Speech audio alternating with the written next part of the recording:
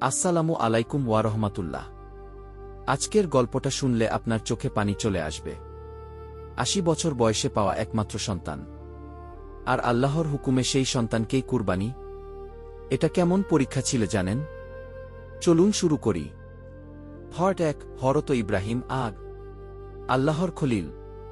বিয়ের পর ৮০টা বছর কেটে গেল, কিন্তু কোনো সন্তান নাই। প্রতি রাতে সিজদায় কাঁদতেন, হে আল্লাহ, আমাকে একজন নেক সন্তান দাও। অবশেষে আল্লাহ দোয়া কবুল করলেন। জন্ম হল ইসমাইল এর। ইব্রাহিম খুশিতে পাগল। ছেলেকে কোলে নিয়ে সারাদিন ঘুরতেন। ছেলে যখন 7-8 বছরের হল, বাবার সাথে মসজিদে যায়, বাবার সাথে কাজ করে। বাবা ছেলের ভালোবাসা দেখে ফেরেশতারাও অবাক। পার্ট ২। কঠিন পরীক্ষা। হঠাৎ এক রাতে ইব্রাহিম স্বপ্ন দেখলেন। আল্লাহ বলছেন, ইব্রাহিম, তোমার সবচেয়ে প্রিয় জিনিস আমাকে কুরবানি দাও। ঘুম ভেঙে গেল। বুঝলেন এটা আল্লাহর পরীক্ষা। পরের রাতেও একই স্বপ্ন। তৃতীয় রাতেও। তিনি বুঝলেন এটা হুকুম। সকালে ছেলে ইসমাইলকে ডাকলেন। কান্না চেপে বললেন, বাবা, আমি স্বপ্নে দেখেছি তোমাকে কুরবানি করতে হবে। তোমার মতো কি? জানেন ছেলে কি বলল? গলা ভারী করে, বাবা, আপনি আল্লাহর হুকুম পালন করুন। আমাকে ধৈর্যশীলদের মধ্যে পাবেন ইনশাআল্লাহ।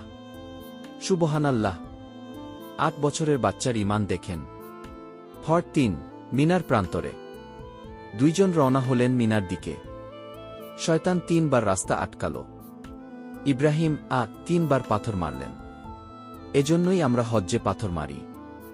জায়গায় পৌঁছে বাবা ছেলেকে শোয়ালেন। চোখ বেঁধে দিলেন, কারণ বাবা হয়ে ছেলের চেহারা দেখে দুর্বল হয়ে যাবেন। ছুরি হাতে নিলেন, গলায় চালালেন, কিন্তু আল্লাহ ছুরি কাটল না। আসমান থেকে আওয়াজ, ইয়া ইব্রাহিম, কাদ সাদ্দাক্তার রুইয়া। ইব্রাহিম, তুমি স্বপ্ন সত্য প্রমাণ করেছ। আর সাথে সাথে জান্নাত থেকে একটা দুম্বা নেমে আসলো কুরবানির জন্য। এই ঘটনা থেকে আমরা ৩টা শিক্ষা পাই। ১. আল্লাহর উপর ভরসা। ইব্রাহিম বিনা প্রশ্নে মেনে নিলেন। ২. সন্তানের তরবিয়ত। ইসমাইল এর ঈমান ৮ বছরেই পাহাড়ের মতো। ৩. কুরবানির মর্ম, শুধু পশু না, নিজের নফসকেও কুরবানি করতে হবে। আল্লাহ আমাদেরকেও ইব্রাহিম এর মতো ঈমান দান করুন। আমিন। ভিডিও ভালো লাগলে একটা লাইক দিয়েন, আর এরকম ইসলামিক ঘটনা পেতে চ্যানেল সাবস্ক্রাইব করে পাশে থাকেন।